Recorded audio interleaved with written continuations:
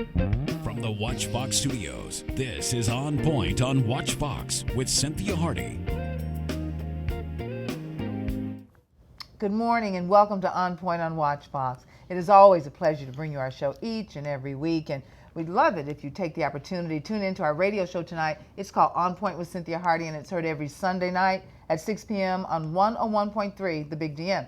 This week on the TV show On Point on Watch, countdown to the Republican and Democratic conventions as the race for the White House intensifies. Last week, the New York primary appeared to mark a dramatic turning point in the 2016 race for the White House, with less than 20 more primary elections each for the Republican and Democratic parties. And Hillary Clinton appears most likely to secure her nomination, as well as Donald Trump looks most likely to secure the nomination from the GOP. Well, that's why many political pundits are now calling for Republicans Ted Cruz and John Kasich, as well as Democrat Bernie Sanders, to end their campaign, saying they're just in the way.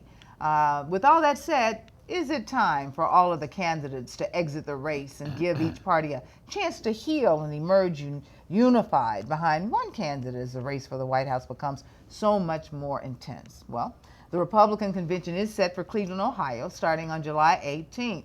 The Democratic convention takes place a week later in Philadelphia. This week on the TV show On Point on Watch, countdown to the Republican and Democratic conventions as the race for the White House intensifies.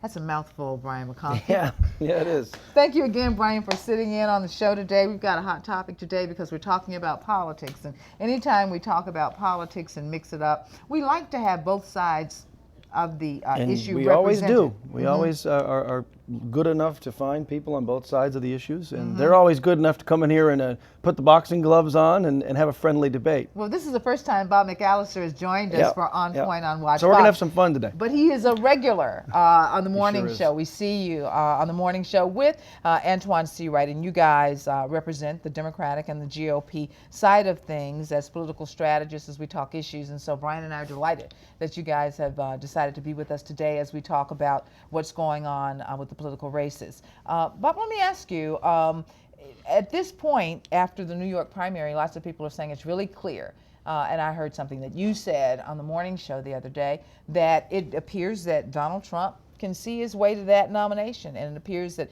Hillary Clinton can too. Why do other candidates stay in the race if it's obvious they're not going to win? You know, that's a good question. I think ego has an awful lot to do with it. They spent all, in some cases 2 and 3 years preparing for this, and they can't bring themselves to admit defeat. And the other thing too, I think some in the Republican Party are still harboring the ambition to try to stop Trump. And so if Kasich stays in the race and Cruz stays in the race, when they get to the convention, Trump won't have the magic 1,237 electoral or delegates that he needs, and then maybe they can figure out a way to nominate somebody else.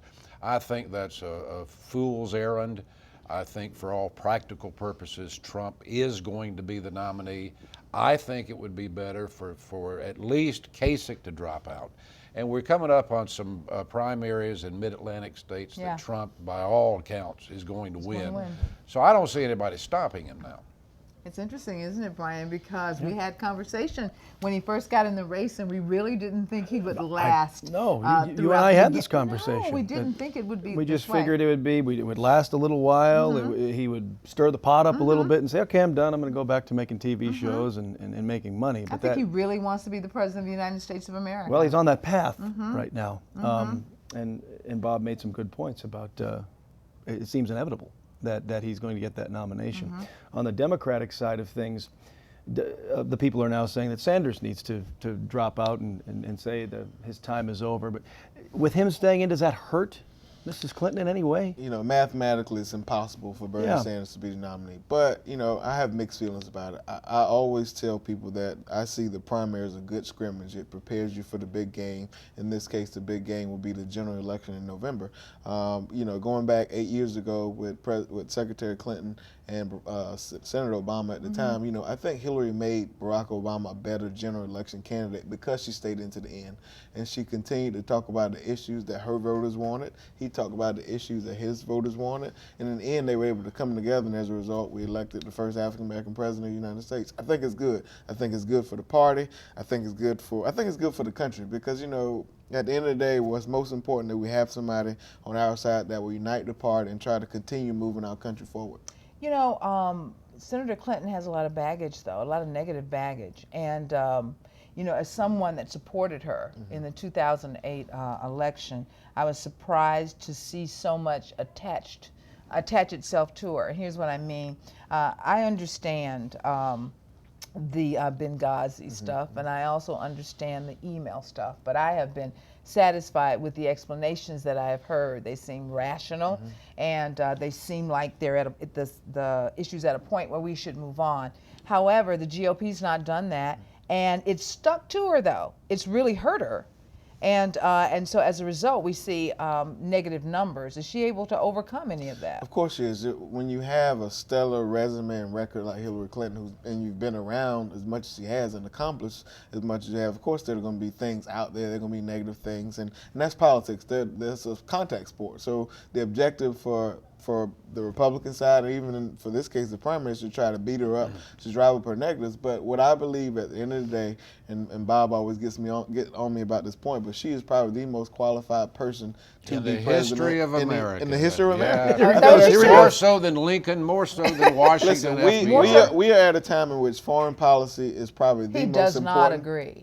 Foreign policy, whether he agrees or not, is probably the most important priority for a lot of people in this country. Who better to be more qualified to be the commander-in-chief than Hillary Clinton, the former Secretary of State?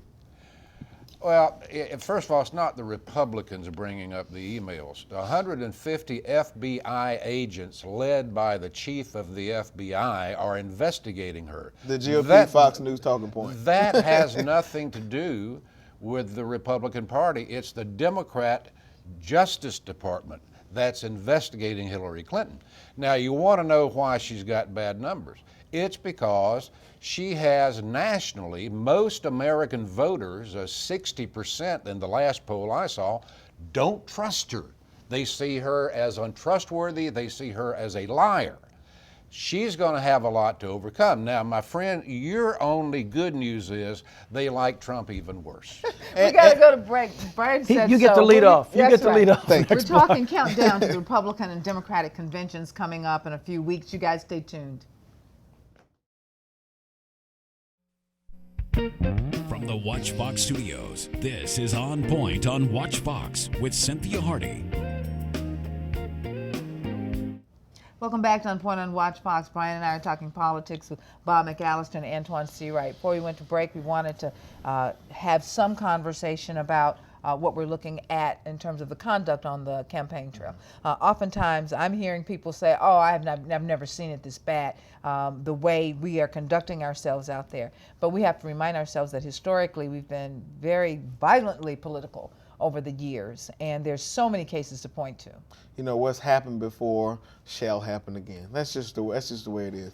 You know, every major movement in this country has been radicalized in some degree, and that's pretty consistent. I think 20 years from now, when Bob is on a couch, you know, somewhere in diapers, it'll be the same again. Did he say that? And the gloves are off. There we go. All tight fists now, Bob. We'll see these things happen again, and you know, I think it's good for the process. The only difference between now and then is now we live in a 24-hour news cycle with social media, with texting, with camera phones and all that stuff, and it just makes it 24 hours, and so people tend to get everything at their fingertips now, and that makes it a little different. I don't know. Sometimes I wonder if we have the same kind of value systems that we've had in the past. Cynthia, I think you hit it, and this is not talked about often enough. It is true that going back to the 1800s, presidential campaigns, all political campaigns were nasty, and you know, it's just, as you say, 24/7 now. But politics is nothing but a reflection of the values of the American people. So if you don't like politicians cursing on national television, Gotcha. if you don't like all of this stuff about bathrooms and who goes where, and they are simply reflecting us. and never forget that. I never thought I'd see the day, even before my diapers, I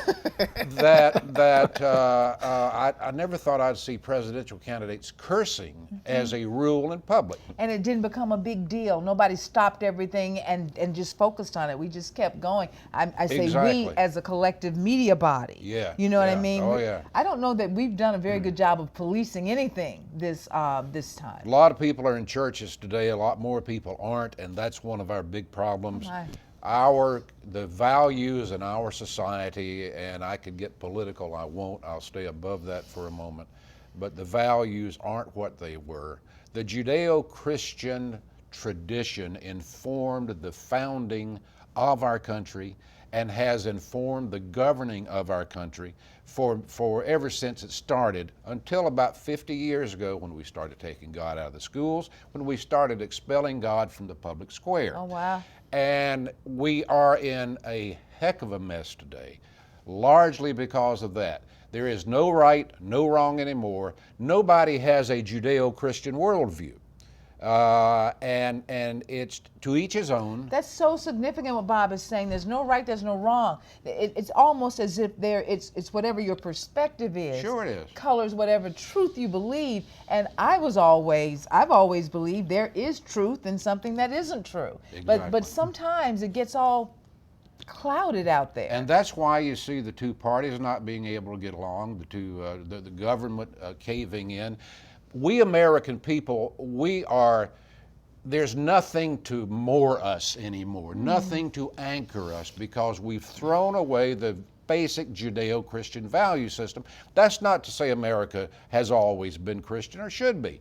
But from day one, the founding of the country, we all bought into the concept of this worldview. That's right. That's largely defined by the Judeo-Christian That's value, very true. one of which is everybody's got a chance to worship as they want or not worship as they want. But this politically correct culture has enslaved, and I use that word advisedly, I hear you. has enslaved our minds to the standpoint we can't even agree what time it is anymore. Why? And people this morning are in church, and I hope they're hearing that from the pulpit, because I'm telling you, we've got some bad times ahead of us unless our country together comes back to that consensus about the Judeo-Christian tradition. Last comment, Antoine, when the gloves come off and it's just Hillary Clinton and Donald Trump, if history bears us out, it could be a rough and tumbling thing going on. This will probably be the nastiest presidential cycle we've seen in a long time. I mean, even up to this point, the primaries have been just, I think, far more nasty than they were 8 years ago. On their side 4 years ago. I think this will be the nastiest primary season in the days in which super PACs spend millions and billions of dollars to beat down candidates. And Hillary is doing it too. Yeah, she is too. I mean, and it's going to happen on both sides. I think it's going to be nasty, but I will stand firm to this. At the end of the day, what's going to be most important is that we elect a leader. My choice is Hillary Clinton. We elect a leader that at some point will try to bring us back to the middle and try to move this country forward, continue moving this country forward. I continue to enjoy these guys. I could just Yeah. listen to them. We could just get out of the way Yeah, that's and let true. him go. Salt and pepper. Yeah. He's full of one-liners. Null and void. This man should consider a career in stand-up comedy. And we can argue and go out for coffee afterwards. I know, and that's the good thing. Yeah. That's the good thing. You have an informed discussion. The takeaway we get from this segment, I think, is there will be blood. There will be There'll blood. be lots of blood. Yeah. But there will be a new president. That's also And true. his name will be, I'm not. I tell you what. They have one more round. I bet you Barack Obama is happy to get the heck out of Dodge. I'm sure he is. I bet he is. Well, thank you guys. We'll have to have you back again. Well, they got one more, don't they? Well, Oh, no, no, we're we're- going to bring in the Education Oh, Association well. to I was talk getting about. so excited. Oh, I'm just excited over those pies over there. Okay, you guys hang out because Michelle English comes on and With talks coffee, about the possibly. sweet potato pie. We're The gonna best is yet to cut 'em. come. The best is yet to come. You guys stay tuned. We'll be right back. From the WatchBox Studios, this is On Point on WatchBox with Cynthia Hardy. Welcome back to On Point on WatchBox. We had the last two segments on politics, and they were great. Yeah, It's we're trying always to nice catch our having breath those a little guys. bit. Roger Smith from South Carolina Education Association was waiting in the wings, but you got a good take out of that political stuff too, I bet. It was excellent, yeah. It was better than CNN and MSNBC and Fox. Stuff. Yeah, Pretty it was good. They're great. good. We bring nothing but the best here. Yeah, that's Absolutely. right. Absolutely. There's some good stuff going on the political front, and we asked Roger to come and talk to us about it. Well, first of all, congratulations on all that you all have done with the South Carolina Education Association. You guys representing so many educators and administrators across our state. And sometimes Brian and I think that our educators don't get their just due in terms of the accolades that they are due. So. Well, yeah. Thank you. And Cynthia and Brian, both thank you for having me today. And I agree with you. You know, teaching is a calling, and the teachers are so committed to what they're doing. And as a matter of fact, last night was the annual Teacher of the Year celebration. That's right. Yes. And Jennifer Wise, a teacher in Richland Yes. 1, is now the 2017 Teacher of the Year. And Suzanne Cody is the outgoing Teacher of the Year. And they both are just ideal models of what teaching is all about, and the commitment, the work, the hours that the 50,000 teachers in South Carolina put in each and every day. It's just amazing to me, the commitment that so many of them have. We ask a lot of you educators. We really do. And we appreciate the things that you do. I listened with a lot of interest when Molly Spearman recently talked about an effort that they're focusing on in the rural parts of South Carolina to get better teachers there. Is it true that you'll be able to pay back student loans for people? Well, that's in the works, and it's I think it's a great proposal, because there is a teacher shortage all across the state, and particularly in the rural districts. And one of the measures that is currently in the House, or has passed in the House and is now over in the Senate, will provide school districts, if it gets final approval and signed by the governor, additional revenue to help attract and retain teachers where there are high teacher turnover rates. And so that is something that is being proposed to get at the teacher shortage. You know, we have currently, or annually, on average, 4,000 teaching vacancies on a year-to-year basis. That's a lot. Yeah, that is a lot. We are producing about 2,000 teachers from our colleges and university. So each year there's a deficit in the number of teachers graduating from college and the vacancies. And one of the major reasons behind that, there are several, I think, is teachers need support in the classroom. And then secondly, teacher salaries need to be improved. Sure. We rank near the bottom in beginning teacher salaries. And so it's hard to attract someone into teaching when they can make $20,000, $25,000 more right out of college than what they can make as a teacher. So that issue needs to be addressed, and that's been a major emphasis of the SCEA this year in trying to do things that will recruit and retain the classroom teacher in the schools, and particularly in those schools with higher teacher turnover rates. You want the best and the brightest, but in order to get them, you've got to present a plan that is the best and the brightest. That's very true. And you're talking about just this state alone producing 2,000 teachers, so we've got to go outside the state to bring people to us, and we got to give them a reason to, and those are the things you're talking about. Absolutely. And so what school districts often have to turn to is trying to attract teachers that haven't been trained as educators into the classroom. And you know, that's fine, and many of them work out. However, it's a short-term approach to a long-term problem, and it really is not getting to the root of the problem of getting the quality teachers and the folks into education. Because teaching is a calling. It's one of the most important things that the state does and the school districts do. And to have the quality teacher, the teacher has the most impact on learning at the school level. Now, you know, there are factors outside the school level. Inside the school, the teacher is the most important thing in a child's education. Oh, absolutely. And then even looking beyond that is education in public schools is a driver in our economic development. Absolutely. For the full state. For the full state. And in rural districts, many times it's the largest employer and it's the largest driving factor in the economy. Well, we've got just 30 seconds left. Yes, What would ma'am. you like for folks to know? Well, what I would like for folks to know is that the public schools in South Carolina are staffed by quality teachers, and every child, regardless of where they live, should have an opportunity to a quality education. There shouldn't be a two-tiered system of rural, urban, or however you want to name it. That's sad that it's like that a person's zip code determines what type of education the child will receive. Well, we're just proud of the job that our South Carolina Education Association does as a, as an umbrella for all the teachers and everything that you provide in terms of professional development. And congratulations, there's a new U.S. News and World report that actually says South Carolina schools, some of our schools are among the best in the country. So congratulations on that. Roger Smith, and tell all the folks over there at your office we said hey. I sure will, thank you. When we come back, Brian, we got some sweet potatoes here. Those pies that Bob was talking about, the Sweet Potato Festival. Cheryl English is here from the Laura Richland Sweet Potato Festival, and she brought pies. You guys stay tuned. From the WatchBox Studios, this is On Point on WatchBox with Cynthia Hardy.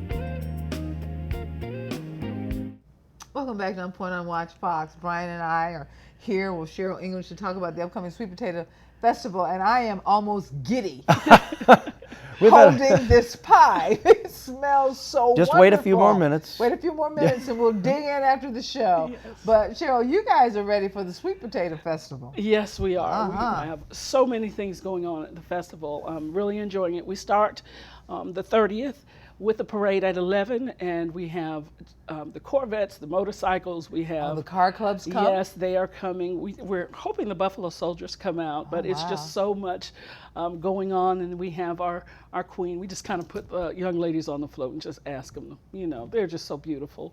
And wow, it's been going on for more than 20 years. 35. 35 years. Yes, 35. So this is a big deal in the Lower Richland area. It really is. It's a time where it's actually a community event where the community really comes together. We have a lot of local talent, even though we reach outside of our community with Orangeburg and Sumter, and we have the professional talent as well. We have a lot of local acts. They really perform. The beauty is people come out, they bring their lawn chairs, they're relaxed, and the entertainers also kind of dance with the audience. And it is just amazing to see. It's such a relaxed community event. A lot of people have reunions during this time, so their families come from Florida, from Virginia. They come from all over, and we have people that call us and say, I'm coming, I want my pies, hold my pies. Save a pie for me. Hold my pies. And so we are honored that we have Miss Pansy Sumter, who is the winner for the last 4 years of the Sweet Potato Pie Contest. That's whose pie we had? And this is who baked these pies for you all. Oh, bless her heart. She stayed up late last night baking pies. That is really sweet. So. That is really sweet. You want people to know to come. Now, does it cost anything? It is totally free. Well, you have to pay for the food that's there. Yeah, but everything else jump is free. castle and all that other all stuff? All of that is free. It's something for every age group. We will have the health fairs out there. We have the arts and crafts for the students. We are serious. We have voter registration that come out there as well. Health screenings that go on. And it's just a lot of fun. A lot of things that are going on in that time period. But our politicians come out. They even come out and have a great time. We get them on the floor dancing. Who could ignore this? Why wouldn't they come? Right. We make Joe Neal dance too. Oh, do you make Representative Neal dance? I need to see that. He has to dance with Tater. Reverend Neal. Yes. Okay. He has to dance with Tater. Tater. I might have to go just to see. This sounds really great, and I bet the politicians see this, especially during election year, as a time to come and press the flesh to talk with the people. In a like you said, in a relaxed environment as well, where everyone's having a good time, and there's nothing pressing going on. You just talk like real people. The food is amazing. The vendors most of them are local as well. So it's just a lot of pound cake, yes, a lot of sweet potato pies, sweet potato fries, sweet potato anything. You have to be wheeled out of there, it sounds like. Sweet potato. I saw sweet potato ice cream. Yes, we have that every year. Really? Yes. Really? I'd like to try that. Sweet potato ice cream. You can think of made with sweet potato is out there, including sweet potatoes. Well, it sounds like everybody really gets involved, even the kids, and so we'll have an opportunity to see them in the parade as well on various floats and things like that. Yes, Benedict College is coming out. Their marching band always performs for us, and that's always amazing. Lower Richland's marching band is coming out. Good too. So we are just excited about everyone that's always participating, and they're always there. And the volunteers are mainly from the community. So it is just truly a volunteer festival that's put on every year. We are grateful for Richland County because they help us sponsor it through grants. But it's amazing Wow. of the community camaraderie that comes together. And we have over 14,000 people that attend this event. And that would have been my last question, Yes. Cheryl. How many people? So that's Yes. absolutely great. Congratulations on your work. I've known you for years, since when you worked at DHEC, and we were at the National Black Family Summit together. Yes, ma'am. And to see you still at it in the community, making things happen, makes me smile. Thank you. Well, you're welcome, and thank Thank you. you. And It I never know this stops. is going to be great. Yeah. Well, that's it, you guys, with this week's On Point on WatchBox. We're delighted when people have the opportunity to join us. Don't forget the Sweet Potato Festival. I'm not going to forget. And continue to watch out for all of the election and political news. When you are informed, you're empowered. Once empowered, you're on point. We will see you next week.